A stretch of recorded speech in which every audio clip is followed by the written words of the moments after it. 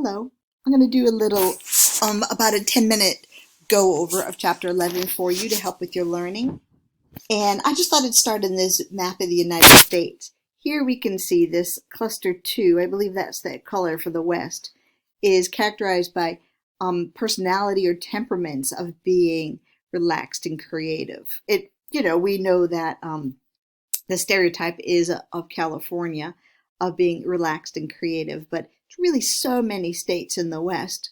This is Arizona, this is New Mexico. So from New Mexico over, Utah over, Idaho over, you have personality clusters of folks who, I don't know, it says creative and relaxed, which I think if you travel out west, it's like visiting another country. It truly is. Interestingly, cluster 3 of temperamental and uninhibited, you have in Texas. This is West Virginia. This is Pennsylvania. This looks like that's Jersey, Vermont, and Maine. Give you a feeling of, a feeling meaning. I literally think you can get a sense of the tone just by visiting a grocery store or going to into a 7-Eleven or something. The impact of the personality of the people, I think is fairly obvious. You'll have to travel and judge that for yourself.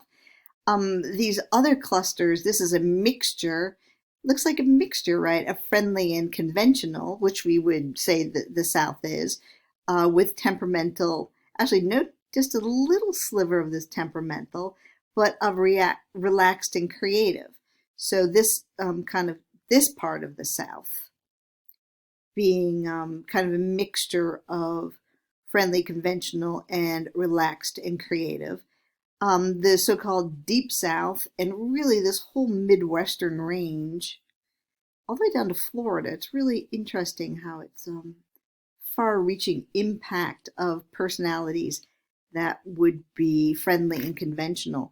I think conventional in the sense would be sort of more relaxed and friendly, but also religious. Where I'm from, and I imagine you have felt the impact of my personality. You have some striping here of temperamental and uninhibited. So yeah, I'm a little uninhibited in the way that I teach. Maybe I don't think we have to be conventional and follow rules. I think people from Massachusetts, Boston, New York area are all a bit, I don't know how to describe you. It's hard to describe oneself. So maybe I'll just assume that you know exactly what it means. Temperamental, in my personality, I think that people who are from Georgia find me sometimes, not so much as a teacher. I think it works effectively as a teacher to be unconventional and a little temperamental.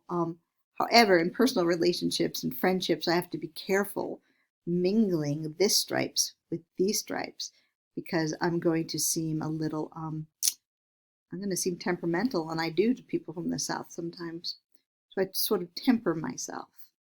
Anyhow, that's just really interesting to me. I wanted to move forward and take a look at not personality assessment necessarily, but there's different tests you can take that will kind of give you an idea of what your personality is. Now, this MMPI is a clinical test, and if you take abnormal psychology with me in the fall, or with anybody, but I will teach it, you're going to have about 504 true-false questions. They ask you questions like, I have never stolen anything, true or false. Here's some questions here. I like gardening magazines. I would put false, although I do like gardening and nature. I'm not going to answer number 2. I feel like no one understands me. I would say false. I mean, first of all, I don't need everybody to understand me. That's my New Englander temperamentalness. But I certainly could understand someone choosing true to that. So I can hold both of these in my mind and have a personal, as equally as good answers, but have a personal answer of false. I think I would enjoy the work of a teacher. Well, I love teaching. I am not easily awakened by noise. Now, do you see with something like that, you have to choose an answer. I am not easily, so that would be I sleep like a rock. I don't know which one to choose. So you're forced to make a choice. And what they'll do is they'll repeat this kind of ambiguous measure in different types of questions. So if you look at the question, I am not easily awakened by noise, what are they looking for? Are they looking for hypochondriasis, depression, hysteria, psychopathic deviance, masculinity, femininity, paranoia? I don't know how to say this word, psychasthenia. Interesting. Obsessive and compulsive qualities. Got it. Schizophrenia, hypomania. I would guess it would have something to do with paranoia, right? If you were not easily awakened, I'm not easily awakened for noise. So you'd have a low rate of paranoia. Well, anyway, the test is made in these ways that you're not supposed to be able to cheat or get run around it. So if you say, I've never told a lie, most people you have to say, you have told a lie. So if you say false, I've never told a lie, you're actually lying about that, and you are a liar. So it is in these subtle types of workarounds that they will try, obviously to try to get you to display your personality on the MMPI. And they will give you a profile, not necessarily you personally, but they develop a profile almost like a bar graph showing how much paranoia, how much masculinity, how much femininity, and so on, that you possess. I love projective tests. They're super interesting. Ink blots, Herman Rorschach made those in 1921. He was an art student, and he developed a system to have people project their personalities. I don't know if there's a ink blot over here. I don't see one. But an ink blot is just an ink blot. So you show an ink blot in a testing situation and you say, what do you make of this? And the only answer you can't say is that it's an ink blot. So it forces you to do some interpretation of the ink blot. And really, whatever comes out of you is your neurotic structure. Everyone's neurotic in that situation. You get nervous, right? Like, well, I think maybe it's like an elf with the hat dancing in the forest around a tree. And when you're a test giver, you hear that answer as like normal, like, 80% of the people say something about an elf or a tree or dancing. But, 10% of the people say something where it captures some part of them that's not just anxious about the question, but truly disturbed or wounded. So if I looked at a picture and I said something like, about blood, or although some of them are blood cards and bring out blood, but there's a healthy and an unhealthy way to express the blood. So some of the ink blots look like squished animals, and you'd say, oh, it's a squished animal. This is terrible. There might be some blood over here.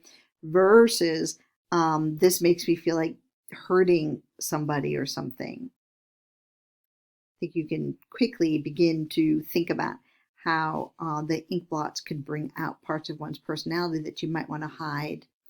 Another cool test is the TAT test. And it's, as it says here, 8 to 12 ambiguous pictures. And the same thing happens. You project your feelings straight onto the card. I had a student in class once that went to sleep. He was on swim team. This is up when I taught at Allegheny College. And he'd come in with this big fluffy, goose down jacket and literally like pressed a little nest into it and put his head in. And I was thought, well, the guy's just exhausted. He comes to class every single time and he just sleeps. What am I going to do about it? I mean, he's in class. He's doing his best as he can. And I just sort of let it go. But one day I had a card, and it was a TAT card with the kind of a mother figure. It was a woman and a man and a child. And the man was touching the child's shoulder. Now, you see, I already projected. I already said it was did I say a mother or father? Anything you say about it is a projection. Like every time you see a man, a woman, and a child together, you may project that has to do with the family, but it doesn't have to do with the family. They could be any three people in any three different types of relationships. Someone who just met, somebody who is in a social situation that is, related to, I don't know, scouting. I'm just trying to give you some ideas about what's going on in our heads as we interpret. So anyhow, one day this kid was asleep, and I had that particular card up, and I was like, "Oh my gosh, this guy's awake. This is phenomenal." So I said to him, I forget his name. I think it was Dan. I said, "Dan," and he was like, his eyes are blinking. He's waking up. I said, "What do you think is going on in this story?" And he literally said, quite remarkably, he said, "Oh, that's about a dad telling his son he has to go take a nap." Um, and everyone kind of just laughed, and it was such a pure demonstration of a projection of his concerns, his motivations, his worries onto the TAT card. You can read about the other types of sentence completions. This stuff is all, I think, pretty fun. I'm going to end because I don't want to do these too long. They don't work if they're too long. But I want to get to Gordon Allport's theory, trait theory. So there's two ways to do this, to look at personality. One is sort of a Freudian and unconscious, looking at unconscious defense mechanisms and so forth. The other is to try to get go through the dictionary and find every single type of trait about people. So you have Cattell, who basically went through the dictionary and pulled out like 40,000 words that described, personality types, and then try to limit them down to cluster them, right? You don't have to say, you don't have to say, here we have an example of warmth. So warmth could be described in maybe 50 different words, that someone is kind, or someone is so on and so forth. I don't see kind on here, so you can see they compressed certain traits into one descriptive word. This type of looking at traits started back here. Sorry, don't get dizzy. With Gordon Allport. Where's good old Allport? I'm really sorry to put you through this scrolling, but I'm feeling it's not going to be so easy for me just to land on it. Okay, so Gordon Allport started his career in trait theory by visiting Sigmund Freud in Vienna, Austria. I don't know. The guy just decides he's going to go to Vienna and visit Sigmund. And I'm going to get something here. So temperament and traits. Oh, man. No, just don't worry about my scrolling. So this is Eysenck. It's not Gordon Allport. So Gordon Allport goes to Vienna, and he goes to Freud's office, actually, and he's super nervous to sit with Freud. He's a student in the United States. He doesn't know what to say. He's nervous. So I was just in Vienna, and I went to Freud's door, and I rode one of the trolleys in close to his house, and the same exact thing that Gordon Allport did. So Allport goes into Freud's study, and Freud says, what can I do? And Allport gets, nervous. He's sitting in front of Freud, the most famous psychologist of the world. Whether you loved him or not, he was the most famous. And so Allport decides, I'll just tell Freud a story. I'll just tell him a story. And he says, on the way here in the trolley, I was on it, and there was a nanny with a boy, a young child. And the nanny said, don't go over down there by that dirty old man. And I don't know why Allport decided just to ramble on, but he did. And Freud just looked at Allport and said, and so the dirty old man is me? And it unnerved Gordon Allport to such a degree that Freud said that to him. Then he started saying, no, I'm not here for treatment. But, Freud's quite aware that a student from the United States is there in a very ambivalent way. Been taught to not like Freud, to build the psychology without Freud. So Freud was aware of what he said, and that he was trying to engage Allport in a way that was more honest, maybe. So Allport's very disturbed about this, and he walks back, and thinks about this, and he gets back to the United States, and he decides to completely rewrite what personality theory is.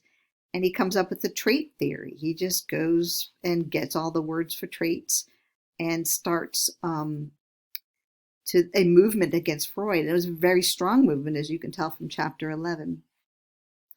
Where we end up here is the five-factor model, and also called the Big Five. And you remember it by this word ocean. So O is for openness, E is for conscientiousness. C is for conscientiousness. E is for extroversion. A is for agreeability. There it is. And N is for neuroticism. So even though there's 40,000 words to describe personality, you ultimately only need to know these 5 things about somebody to really get a handle on their personality. It doesn't mean you're not more than these 5, but it does very powerfully, I think, capture the only 5 things that are important to people to understand someone's personality. So if you said that you had Carla Bloom for psychology, and someone said, "Oh, what is she like?" You're more likely than not to describe me in these 5 ways. Now, you might say if I'm tall or short. You might say if I'm masculine or feminine. You might say if I'm, other traits. But you're probably just going to say something about my conscientiousness. Do I show up for class? Do I grade your stuff? Do I try to, contact you? If I'm extroverted or introverted, am I agreeable and friendly, or am I kind of hard and stiff as a professor? And how neurotic am I? Am I stable every day when you see me, regardless of what's going on in my life? Or do I seem anxious or depressed to you? And I have to agree, although I don't agree these are the limits, I do agree that we do classify people in this way. All right, I'm going to end this video because it's 17 minutes, but I hope it was helpful. Please read the whole chapter. I'm going to make the quiz up now and get it up for you later this afternoon. Hope you're well. Keep wearing masks. Don't trust letting up your guard quite yet, okay? I hope everyone's good. All right, take care. Bye.